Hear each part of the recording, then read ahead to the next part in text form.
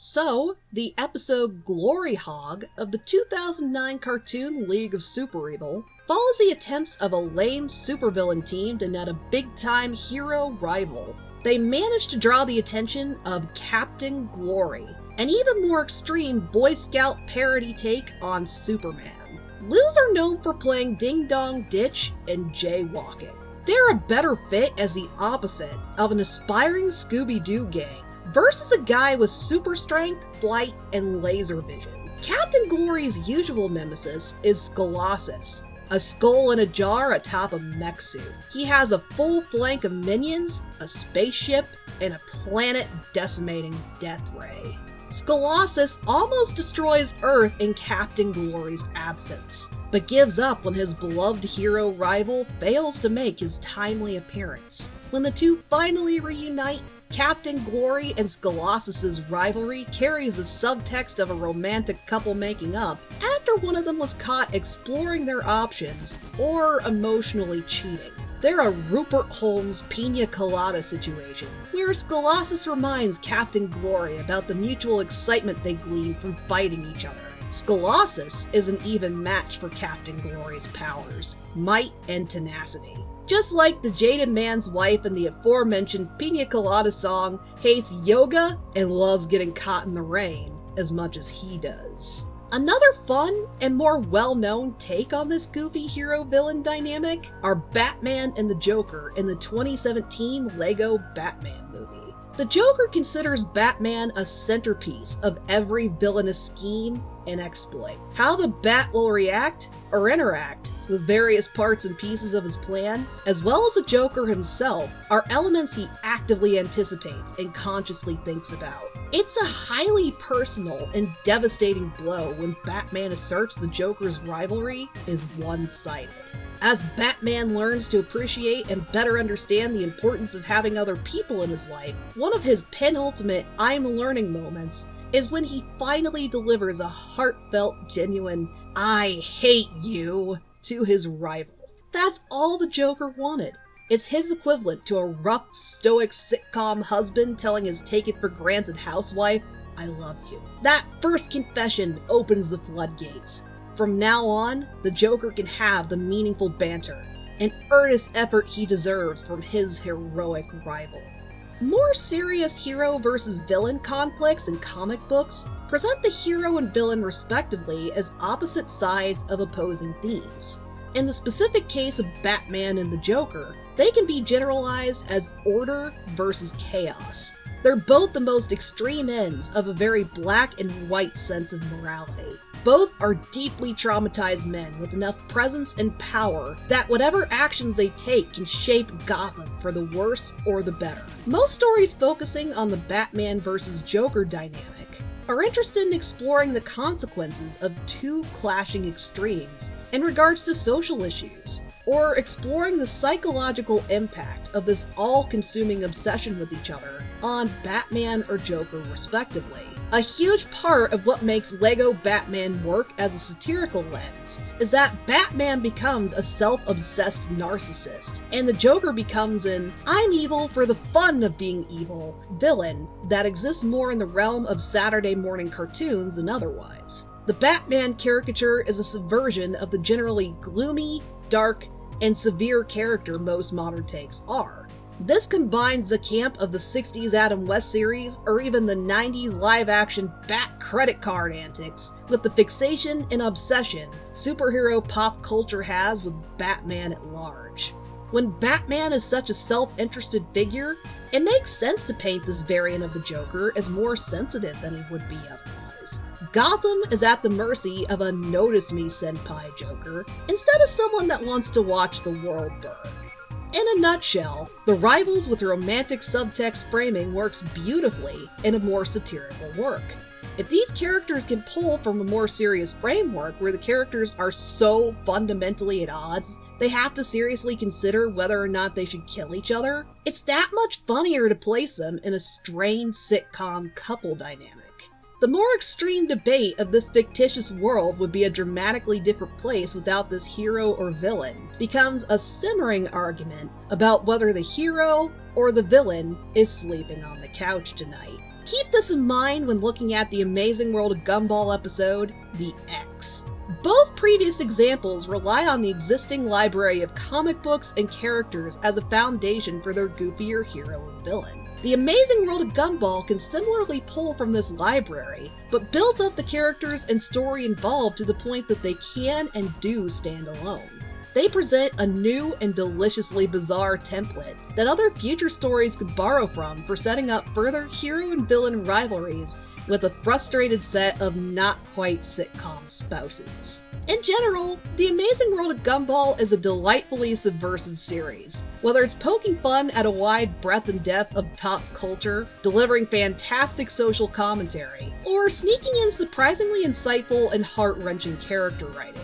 To set the stage, the wacky and colorful world of The Amazing World of Gumball relies on characters remaining unaware that they live in a syndicated TV cartoon, outside of very limited special circumstances. It's a couple of steps above how the 90s Animaniacs casually leaned on the fourth wall for jokes and comments, versus a very active, deliberate part the fourth wall holds in Gumball's world building. The fourth wall becomes a static-filled void just on the outskirts of Gumball's reality.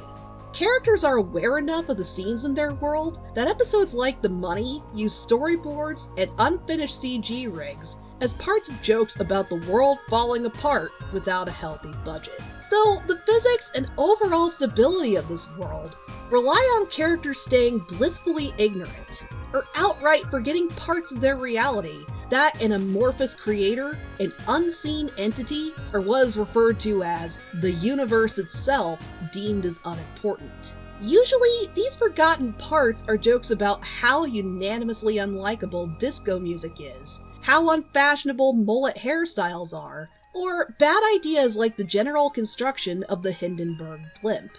Then, The Amazing World of Gumball takes this one step further and invents the tragedy behind the character Rob as a more existential, dread-flavored look at the cartoon's overall relationship with its fourth wall. Originally, Rob was just a playful background character.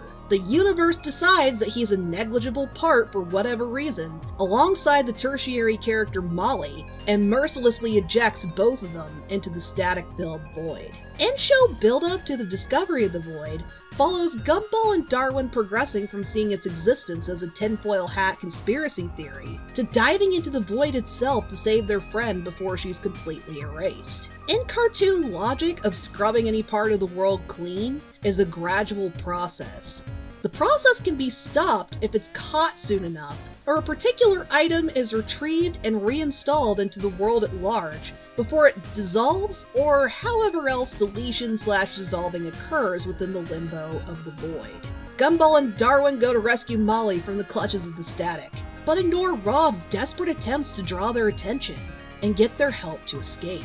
He was already an unnamed background character, but now he's been knocked down one level below that already dubious narrative hierarchical position and doomed to oblivion. He literally clings to the back of Mr. Small's van on the tail end of the Molly rescue attempt, unseen by Gumball and Darwin, and forces the universe to acknowledge him. When Rob does return to the normal world, he's in an incomplete state. He doesn't remember who he was or what his original connection to this world was. Most of his body are rough polygons with patchy, glitched out textures and TV static. One of his feet is an incomplete CG wireframe. Because The Amazing World of Gumball is a satire series, Gumball establishes that all the recognizable on-screen characters fill some sort of established character archetype. All the other good archetypes have been filled. Rob is assigned the villain role, and starts to fill said role in large part because he was forced into this. Depending on the episode, Rob is playing a required narrative part as much as any other character in the cartoon, but he also has moments addressing his unique frustration and fight with the construct around the world of Gumball as a whole. Rob is definitely a sympathetic character. His worst actions aren't excused, but his tendency towards more extreme and forceful solutions or behavior is understandable. He had to claw his way back into the world and more or less fight to maintain his right to exist. He feels unseen and unheard. This isn't helped by Gumball immediately jumping towards "What's Dr. Wrecker's evil scheme today?" versus any kind of more thoughtful and substantive discussion with Rob. There's never a moment of "How are you?" unless Rob literally steals the spotlight and tells Gumball, as well as the watching audience, where his thoughts and feelings are. After the events of The Disaster and the rerun, Rob has successfully achieved his goal of destroying everyone Gumball loves. He destroyed Gumball's life by tearing apart his family through the right set of wrong-loaded phrases or emotional manipulation, and even temporarily erasing all of said family from existence. He backpedaled on and ultimately corrected these actions. As he said, he never wanted to be the villain, but he feels so forced that he has fully become the role where he was just playing at it before. After such an intense scrap with his nemesis, Rob wants something more casual and low-key. He's so locked into villainy, he's downgrading from a level 10 threat to the more manageable Wile E. Coyote ventures he started with. The X also immediately follows the awkward tension between Rob and Gumball at the end of the rerun. He isn't sure if he can hate Gumball with the same intensity as he did before, and those fierce, bitter feelings were a significant motivator in his interpersonal relationship as Gumball's nemesis. Because of these more lukewarm feelings, he breaks up with Gumball and shifts his attention to Banana Joe. Joe is more compatible with Rob's Wile E ventures as a promising roadrunner.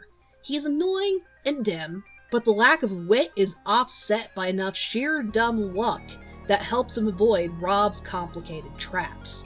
There's strong potential to maintain an ongoing, evergreen, unseen nemesis role that Rob had with Gumball before Gumball finally acknowledged him and strong-armed him towards something worse and more sinister. Gumball is devastated by the breakup. He's been bragging and gushing about Rob to his girlfriend Penny ever since Rob became his official nemesis. There's personal attachment. Gumball is partly responsible for goading Rob towards the horrible evil depths he's achieved. He was Gumball's project. This new nemesis doesn't know or deserve the results behind the fruits of his labor. As far as Gumball is concerned, there's no Rob without his lovable, rapscallion nemesis Gumball Watterson. It's especially ridiculous how active a role Penny plays as Gumball's emotional support and advice in his misguided ploys to win Rob back. In other setups like this, such as the 2017 LEGO Batman, Batman does have a female love interest. The hero-villain rivalry can exist alongside an established heterosexual love interest, or just general love story. If anything, having this dynamic exist next to a blatant, straightforward romance further drives home that the sitcom couple subtext is a comedic framing device. Penny's relationship with Gumball is a separate and distinctive thing from the unique, intimate bond that Gumball shares with Rob as his nemesis. What's really fun about Gumball expressing such strong jealousy towards Banana Joe is that he brings the same grand gestures and harebrained desperation towards winning Rob back as he would to romance Penny. Rob has carved out a special place in Gumball's life that nobody else could fill. Gumball follows the conventions of a classic make my ex-boyfriend jealous story, up to the mature move of trying to move on and just be friends instead. But then he inadvertently reignites the fire of Rob's hatred towards him and gets his own shoujo romance fireworks and goofy-eyed "I hate you" declaration. These two have the same kind of chemistry that makes more grounded takes on the Batman-Joker rivalry work, mixed with the framing that makes the more satirical takes work as well. It's a weird tightrope walk, but The Amazing World of Gumball has firmly established itself as a story that can swing between genuinely gripping drama and more absurd, outlandish situations. Granted, Rob and Gumball have enough of a genuine connection that there's room for Rob to segue from a nemesis to a real friend. There could be a redemption arc. Every major scene Rob has reinforces the idea that he is on the teetering edge between maintaining his villain role and an honest desire to be allowed to just exist. Outside of the Nemesis story, Rob presents interesting commentary that fits a wide variety of people considered other by society that get brutally demonized, ostracized, and ridiculed.